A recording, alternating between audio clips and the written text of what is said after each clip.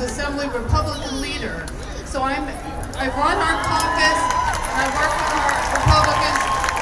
We're the only ones who voted no all the way through. So.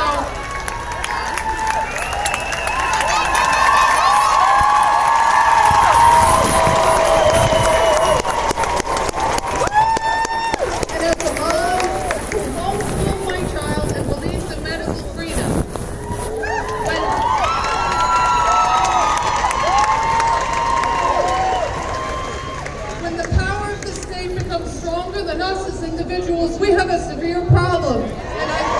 Yes, ma'am. Thank you for coming out. This is a movement, and we're going to keep going until we fight it, because every life matters. Our kids matter.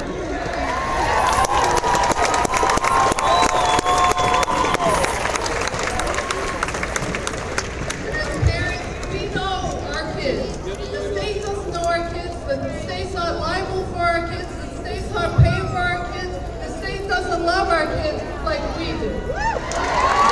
Or at all. I'm gonna go with 0 on that one.